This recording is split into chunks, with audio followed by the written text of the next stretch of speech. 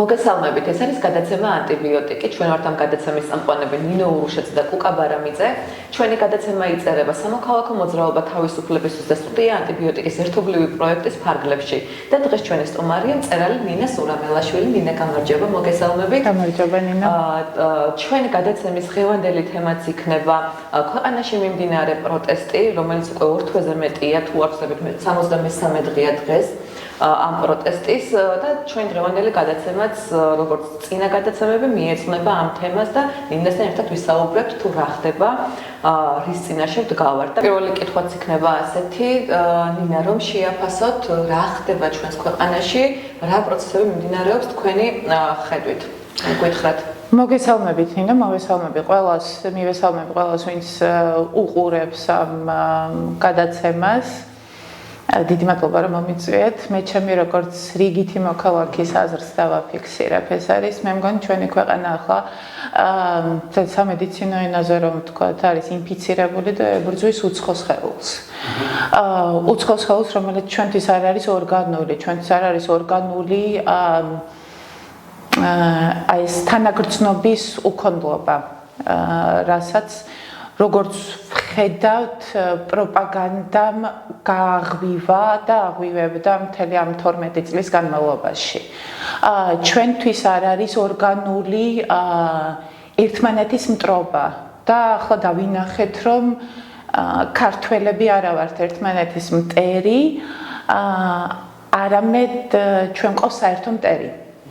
ეს საერთო მტერი არის რუსეთის ნაყიდი მთავრობა, პირდაპირ რუსული ნარატივი ვრცელდება. თქვენ რო გადახედოთ ახლა რა ხდება იმ ქვეყნებში, სადაც რუსეთის გავლენის ქვეშ მყოფი მთავრობებია, აბსოლუტურად ერთი და იგივე გზავნილებია, ეს გზავნილება ხალხს ეუბნებიან ჩვენ რომ მშვიდობით და ღირსებით. და რაც მთავარია, მშვიდობა და ღირსება გადასარევი სიტყვებია და გადასარევი ცნებები, მაგრამ ამ შემთხვევაში მნიშვნელობისგან დაცლილი, მოდი ასე ვთქვათ, ამოტრიალებული, ხო? ანუ ჩემთვის ოცნების მშვიდობა და ღირსება ნიშნავს ომს საკუთარ ხალხთან და უღირსობას, სრულ უღირსობას და ამ უღირსობაზე და ომზე საკუთარ ხალხთან ვილაპარაკოთ კიდე დაწვრილებით. კი, აი ძალიან ისეთი რაღაც სამედიცინო ენაზე რო თქვით, აი ჩვენს ყველას გაგვიგია, რომ რაღაც უცხო სხეული არის რისკი, რომ რაღაც მომენტებში როცა უნერგავენ არ მიიღოს. ორგანიზმი ებრძვის, რა თქმა უნდა. ზუსტად აი ძალიან კარგი ის არის, რომ აი ჩვენ რასაც თქვენ ამბობთ, რომ ეხა ეს რასაც ეხა ვითომ ქართველობით ფუთავენ, სწორედ ამ საბჭოთა პერიოდს ან რუსული რაღაცა აზრის ჩანერგვის ის არის და ჩვენი ამ მთელი ამ რაღაც ორსაუკუნოვანი რეფლექსია ამის და ის არაფერი მიუღებლობა ამ უცხო სხეულის და ამის წინააღმდეგ ისა რაღაც ბრძოლა რა, რაც დღეს ხდება ალბათ ჩვენი აზრის დასკვნით აი რაღაც გადამწყვეტ ფაზაში და ეგეთი რაღაც აზრიც ვრცელდება ხო რომ ადამიანებს აქვს ესეთი თქვათ რაღაც ნარატივი ან ის პოზიცია რომ ის არ ქვია ხელისუფლებამ უზრუნველყო და მისი ბრალია რომ გააყო ხალხი და დააპირისპირა ერთმანეთს. ჩემი შეხედულებით ეს აქამდე არ დადის რა და მე მიმაჩნია რომ ეხლა ის მომენტია სადაც ეს ხაზი მართლაც მკვეთრი უნდა იყოს და ეს არ არის მხოლოდ ხელისუფლების ბრალი რა, ეს არის სწორედ იმ ქართული რაღაცა ინტერესის და სულის და ქართული სახელმწიფო სხეულის ბრძოლა ერთის მხრივ იმ თქვათ უღირსობის და სიბინძურის და სიბნელის წინააღმდეგ, რასაც ეს რუსული იმპერია გვინერგავს და მე მიმაჩნია რომ ეს ხაზი ახლა უნდა იყოს ისეთი აშკარა, რომელიც არასდროს არ ყოფილა და უნდა ვიცოდეთ ამ ხაზს ამ მარჯვნივ ვინ არის და მარცხნივ ვინ არის. თქვენ როგორ უყურებთ ამას? მე ვუყურებ ასე, პირველ რიგში რითიც მინდოდა დამეწყო ლაპარაკი, ეს ძალიან მნიშვნელოვანი კითხვაა და პირველ რიგში რითიც მინდოდა დამეწყო ლაპარაკი და რაზე უფრო მნიშვნელოვანი დღეს არაფერი არ არის, სოლიდარობა მზია ამაღლობელს, ამ ძალიან პრინციპულ ადამიანს, რომელიც უკვე მე-18 დღეა შიმშილობს ციხეში უსამართლოდ დატყვევებული და ახლა გეტყვით რატომ უსამართლოდ და ეს პირდაპირ უკავშირდება თქვენს კითხვას. ცოტა შორიდან დავიწყებ, დაახლოებით 25 წლის წინ ჩემ ცხოვრებაში პირველად და ბოლოჯერ ვიყავი მოსკოვში და მამაჩემთან ვიყავი ჩასული და სანამ წავიდოდი მთელი ბავშვობა მესმოდა რომ აი რუსეთში მოსკოვში რო წავხვიდე ვთქვათ იქ მეტროში როგორც ჩვენთან ქალს მოხუც და ბავშვს ადგილს არავინ არ დაუთმობს და რო ჩავედი დავწმუნდი რომ მართალი იყო ეს ამბავი. ეხლა რა ხდება, რატომ უთმობთ საერთოდ მოხუცებს და ბავშვებს და ქალებს ადგილს, ხო? იმიტომ რომ მათთან მიგვაქვს პატივისცემა, ვიცით რომ ბავშვები გაცილებით იოლად იღლებიან, მოხუცები გაცილებით იოლად იღლებიან და გვაქვს მათდამი თანაგრძნობა, ხო? აი ეს არ ზის აი ამ როგორ თქვა ეხლა რუსულ ბუნებაში ალბათ, ხო? და ყოველთვის ვამაყობდი იმით რომ ჩვენ გვაქვს ეს თანაგრძნობა. ჩვენ შეგვიძლია გამოვიჩინოთ პატივისცემა და თანაგრძნობა იმ ადამიანებისადმი, ვისაც ვხედავთ რომ იმ წუთას ეს სჭირდება. განა იმიტომ რომ სუსტია ეს ადამიანი, არამედ იმ წუთას ეს სჭირდება და ჩვენ ვაძლევთ იმას, რაც სჭირდება, ხო? ეს არის ადამიანური თანაცხოვრების ქვაკუთხედი, რომ შენ გაითვალისწინო გარშემოყოფები. ეხლა რა ხდება? როდესაც მე ვხედავ კადრში ახალგაზრდა კაცს, რომელიც იგინება უშვერად, რომელიც მთელი სკანდალით და ესე ყოველგვარი საფუძვლის გარეშე აპატიმრებს ადამიანებს და ათრევს მათ მიწაზე. აი მე ეს ფორმა რომ არ ეცვას ადამიანს, ხო, ვერაფრით ვერ წარმოვიდგენ რომ ეს ადამიანი არის პოლიციელი. ან თუნდაც რუსთაველზე, როდესაც ზვიად მაისაშვილს, თქვენ ალბათ ძალიან კარგად გახსოვთ ის კადრი, რომელიც შემთხვევით შემოგვრჩა, რომ არ გადაეღოთ ის კადრი შემთხვევით ალბათ არც გვექნებოდა, არც გვეწოდინებოდა, მიწაზე წაქცეულ კაცს, ვიმეორებ, მიწაზე წაქცეულ კაცს ურტყამენ მთელი ძალით. თავში, სახეში და შემთხვევით მოხდა ის, რომ ის კაცი არ მოგდა. აი მაგას კიდევ რამდენი ესეთი, გურამ როგავას ვიცით, კიდე რამდენია და რაც არ ვიცით, რა თქმა უნდა. გურამ როგავა კიდევ სამწუხაროდ ხო, მაკაც ჩიხლაძე და ყველას სახელს ახლა სამწუხაროდ ვერ ვიხსენებ. აი ეს ვატო როგავა, რომელიც ექიმია და სამედიცინო დახმარების გაწევისას დააკავეს, სემეს და თორცები დააჯარიმეს. დააჯარიმეს ბოდიში და თვითონ ეგ ადამიანი წერდა, ჩემ მეგობარს ჩემ თვალწინ ხელი მოტეხეს. ანუ თვითონ ამბობდა რომ ხელი მოტეხეს ადამიანს. კი ბატონო, კარგი, ეს ამბები ხო, ყველამ ვიცი და ძალიან რო არ გადავუხვიოთ თემიდან. აი სწორედ ეს არის ის, რაც თქვენ მკითხეთ. აი სწორედ ეს არის გამყოფი, ანუ ეხლა ნამდვილად თავისუფლად შეგვიძლია ვთქვათ, რომ გვართმევენ ქართველობას. კი, ნამდვილად გვართმევენ, იმიტომ რომ ეს არ არის ჩვენთვის ბუნებრივი საქციელი, არ არის ჩვენთვის ძირს დაგდებულისთვის წიხლის დარტყმა ბუნებრივი საქციელი და მით უმეტეს, როდესაც ამას აკეთებს ადამიანი პოლიციის ფორმაში. მით უმეტეს, როდესაც ამას აკეთებს ადამიანი სპეცრაზმელის ფორმაში. ეს კიდევ ძალიან დიდი თემა, ამაზე ბევრი პოდკასტი ჩაიწერა, როგორ უნდა იმართოს ეს სახალხო დემონსტრაციები და როგორ არ იმართებოდა და როგორ გადაამეტეს ძალას. მაგრამ აი ეს არის ძირეული განსხვავება. ეს არ არის ქართული, ეს არ არის ადამიანური, ეს არ არის საერთოდ ის, რაც ჩვენ ჩაგვინერგეს ბავშვობაში, რითიც მოვდივართ, ის ადამიანის რწმენა, რაც აქამდე გქონია. ბოდიში, მაგრამ არ არის. კი, გვართმევენ ქართველობას. და აი ახლა თანაგრძნობაზე, რასაც საუბრობდით, გუშინ იყო ერთ-ერთ მედიას მგონი გურიას ედომ ზიანაღობელის მხარდასაჭერი პოსტერი, ასე ვთქვათ და ისეთი კომენტარები იწერებოდა, ანუ გასაგებია, რომ იქ ვიღაცები არიან ტროლბოტები, არიან რეალური ადამიანებიც, რომლებიც იმდენად რაღაცა ბოროტებით არიან ახსნილი და ისეთ კომენტარებს ნახავ, რომ უბრალოდ მართლა ვერ ხვდები, რანაირად შეიძლება ადამიანმა ასე იცხოვროს და ამდენად დაცლილი იყოს ერთ ემპათიისგან და თანაგრძნობისგან მეორე ადამიანის მიმართ. ანუ იქ ჩვენ გულისხმობთ იმას, რომ ადამიანი შეიძლება იყოს ასეთი, თუ პროპაგანდამ შექმნა ასეთად, რომ ესე გამოვლენს თავი. კუკა ადამიანს თუ არ აქვს ამის საფუძველი, რომ პროპაგანდა მასზე იმოქმედოს, ალბათ ჩემი აზრია, რომ ალბათ პროპაგანდა, რატომ არ მოქმედებს პროპაგანდა თქვენზე? რატომ არ მოქმედებს ჩემზე, ნინოზე, ხო? ადამიანს რაღაცა საფუძველი უნდა ქონდეს იმისთვის, უკვე უნდა იყოს მზად, რომ პროპაგანდა მასზე იმოქმედოს. მე ამაში არ წავალ. მე ამაში არ წავალ ისინი როგორი ადამიანები არიან და უბრალოდ ამ ადამიანებს მინდა მივმართო. სრული სერიოზულობით. ახლა სანამ საზოგადოების ჯანსაღი ნაწილი წინააღმდეგობას უწევს მოძალადე ხელისუფლებას, დამპყრობელ ხელისუფლებას, უკანონო ხელისუფლებას. სანამ წინააღმდეგობა არსებობს, მანამდე ხართ უსაფრთხოდ. როდესაც ეს წინააღმდეგობა გაქრება, სისტემა დაიწყებს საკუთარი თავის ჭამას. თქვენს ჭამას დაიწყებს. ეხლა გიხსნით როგორ.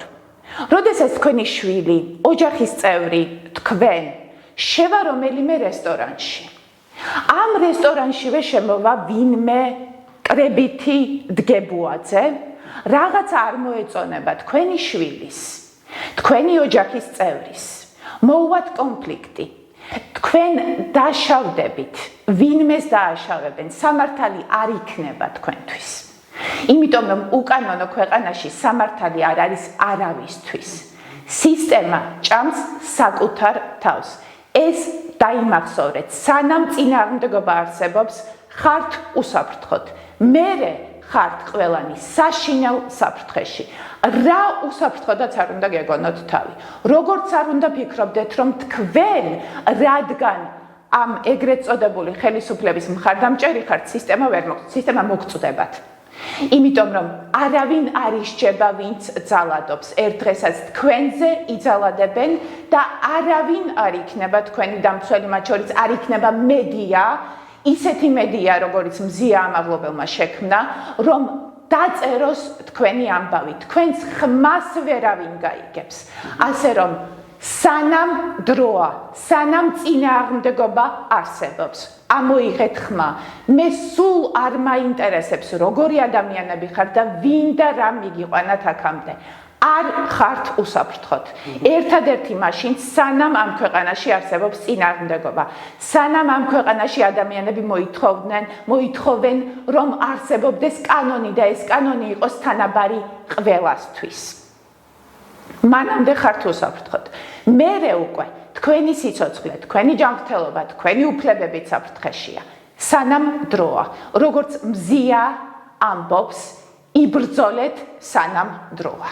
სანამ გვიანი არ არის.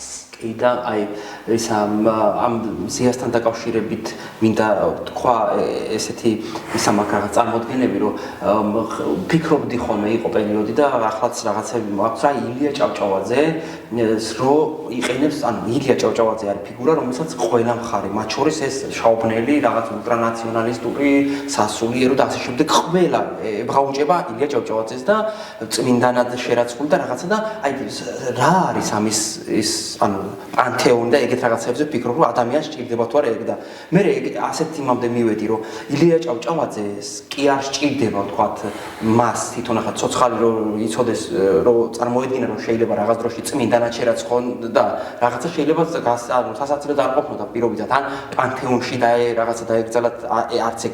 უბრალოდ მას კი არ სჭირდებოდა ეგეთ დასკვნამდე მივედი, რომ მას კი არ სჭირდება ილია ჭავჭავაძეს როგორც ესეც რაღაცა წმინდანად შერაცხვა და პანთეონში დაკრძალვა, არამედ ეს გვჭირდება ჩვენ თვითონ ამ ქვეყნის მოქალაქეს და შემდგომ მომავალს, რომ გვესმოდეს ან რაღაც ანუ ღირებულებად შენარჩუნება მოხდეს და ყურადღება მივაქციოთ ამ ადამიანს რა, თორე ილია ჭავჭავაძეს არაფერი ასეთი არ სჭირდება და დიდ ადამიანებს ჩემი აზრით ეგეთი რაღაცები არ სჭირდებათ. ის სჭირდება შემდეგ თაობებს, რომ აზრზე მოვიდნენ, რომ ეგეთი ხალხი ყავდათ. ხო და აი მზიამაღლობთან დაკავშირებითაც და ეგეთ ამ კონკრეტულ შემთხვევაში მზიასთან და ყველა იმ ადამიანთან, ვინც საკუთარ სიცოცხლეს ჯანმრთელობას რისკავს და ამ უკეთესი მომავლისთვის, საზოგადოებისთვისაც, თავისთვისაც რისკავს და დებს ასწორზე და დღეს პატიმრობაში არიან, ყველა ამ ადამიანს და აი ახლა კონკრეტულად მზიას ის კი არ ჭირდება ეს საზოგადოება როგორც ასეთი რა. პირიქით მე მგონია რომ ზიამაღლობელი გჭირდება ჩვენ როგორც საზოგადოებას აუცილებლად გავიდეთ რა და ჭირდება იმისთვის რომ ჩვენ გადავრჩეთ და ჩვენ რომ გადავრჩეთ ამისთვის უნდა გადავარჩინოთ მზიაც რა და ეგ რაღაცა ჯაჭვი უნდა შევქმნა და ეგ უნდა გავაკეთოთ რა და ის რაღაცა მოღლიცინი ხალხი და რაღაც ამაზე და გაუაზრებელი კომენტარი რაზეც წეგან საუბრობდით ანუ ეგ არც ერთ დროში არც ერთ თაობაში ამდენი საუკუნის მანძილზე არსად არავინ არაფერს არ წარმოადგენს 100%-ით გეთანხმებით კოკა კი 100%-ით გეთანხმებით ჩვენ გვჭირდება მზიამაღლობელი ჩვენ გვჭირდება ერთმანეთი ჩვენ გვჭირდება რეჟიმის ყველა პატიმარი რომელიც ახლა უსამართლოდ არის დატყვევებული და მე ვერ წარმომიდგენია რომელი ადამიანი შეიძლება დარჩეს გულგრილი გიორგი ერთ-ერთი შემთხვევა ავიღოთ გიორგი ახობაძის მიმართ რომელსაც დედა დაეღუპა აი ამ პერიოდში რაც რეჟიმმა უსამართლოდ დააპატიმრა კი და დავიდევრი კი ბატონო აი აქვე ვიტყვი რაც თქვენ ახსენეთ ილია ჭავჭავაძე საერთოდ პროპაგანდას ჩვევია გამოიყენოს ყველაზე ღირებული, ყველაზე ფასეული ნაწილი პატრიოტიზმის და აქციოსის ფსევდოპატრიოტიზმად, ხომ არის? პატრიოტიზმი მისთვის ხდება იარაღი, რომლითაც ხალხს აჯერებს, რომ აი ის არის ნამდვილი პატრიოტი, აი ის არის ეს არის სიტყვები. ანუ თქვენ თუ დააკვირდებით, ეს არის ცარიელი სიტყვები, რომლის მიღმაც არაფერი არ დგას. ამ წლების განმავლობაში ჩვენ ვნახეთ ძალიან ბევრი სიტყვა, რომ ჩვენ მივდივართ ევროკავშირისკენ და საბოლოოდ მაინც აღმოჩნდა, რომ ევროკავშირისკენ კი არ მივდივართ, არამედ სრულიად იზოლირებული ვრჩებით. ბევრი ისეთი რამე თქვა პროპაგანდამ, რისი სრული საწინააღმდეგოც მოხდა. ასე რომ მაინც ნუენდობით იმ ადამიანების პატრიოტულ შეძახილებს, ვინც ეფარება ილია ჭავჭავაძის სახელს, ვინც ეფარება განსაკუთრებით წარსული ფიგურების სახელს, რომ თავიანთი არაპატრიოტიზმი თუ როგორ თქვა, მოღალატეობა დაფაროს. ეს არის აბსოლუტური ფარი რომელსაც ისინი აფარებიან თავიანთი შაბნელი საქმეების გასაკეთებლად. პროპაგანდა აკეთებს ამას, პროპაგანდა გეუბნებათ ნაწილობრივ სიმართლეს და ბევრ ტყუილს. შეიძლება მან აიღოს ერთი მონაკვეთი ვთქვათ, აი ამ ჩვენი საუბრიდან, ხო, აიღოს ერთი სიტყვა და იმას მიაბას მერე ძალიან ბევრი ტყუილი. აი ესე აჯერებს პროპაგანდა ხალხს, ესე მოქმედებს ის საზოგადოებრივ ცნობიერებაზე. ეს ძალიან მნიშვნელოვანია, რომ ესეთი პროპაგანდისტული წყაროები დაილიოს ჩვენს ქვეყანაში. პირველ რიგში, რა თქმა უნდა, ის პროპაგანდისტული ტელევიზიები, სადაც აი სწორედ ეს შერეული სიმართლე, სიცრუე, კომბინირებული ისე რომ გამოიყურებოდეს რაღაც სრულიად სხვა, არც ტყუილი, არც სიმართლე, არამედ სრულიად ახალი ნარატივი, რომელიც აწყობს ამ ხელისუფლებას, აი ესე გამოიყურებოდეს. ძალიან მნიშვნელოვანია, რომ პროპაგანდას ვებრძოლოთ პირველ რიგში. და როგორ ფიქრობთ, ანუ რა შეიძლება, იმიტომ რომ ჩვენ ახლა ვიცით, რომ რეგიონში განსაკუთრებით დიდი გავლენა აქვს ამ პროპაგანდას, ანუ ადამიანებზე, რომლებიც ჩვენ გარშემო ცხოვრობენ. თქვენ როგორ წარმოგიდგენთ, ანუ რა შეიძლება გავაკეთოთ? ანუ როგორ შეიძლება ამ პროპაგანდას დაუპირისპირდეს, რომ რაღაცა ეფექტური იყოს? პროპაგანდას უპირისპირდები კომუნიკაციით, პროპაგანდას უპირისპირდები სიარულით მოსახლეობაში, რაც უნდა იყოს ოპოზიციის, არის ოპოზიციის ფუნქცია, მაგრამ სამწუხაროდ ეს ფუნქცია არ სრულდება არათუ სრულფასოვნად, არამედ საერთოდ არ სრულდება ჩემი აზრით. ხალხთან თუ არ გაქვს შეხება, ხალხს თუ არ ელაპარაკები და შენ დგახარ ტრიბუნაზე, რომლიდანაც შეიძლება არ მოგისმინოს ვიღაცამ ან არა, ესე არ მუშაობს. ხალხთან ლაპარაკია საჭირო. ამით ვუპირისპირდებით პროპაგანდას.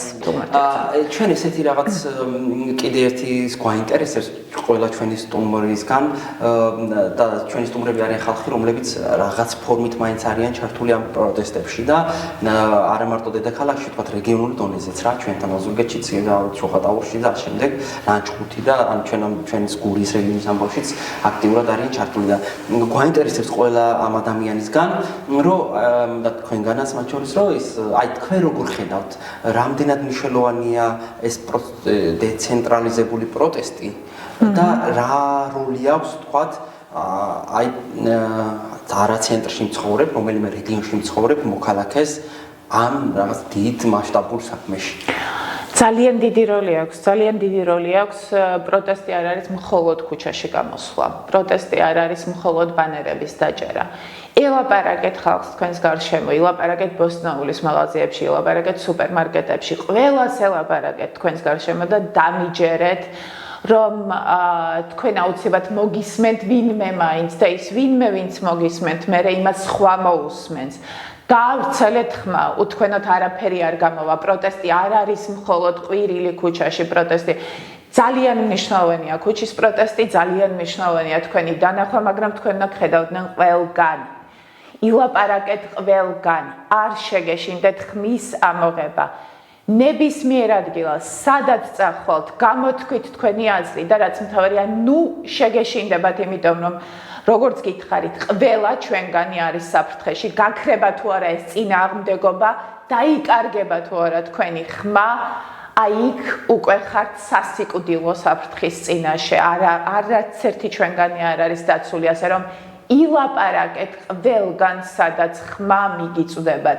მეგობართან დაბადების დღეზე, ყავაზე შესულმა მეზობელთან, ყველგან, სადაც ხმა მიგიწვდებათ.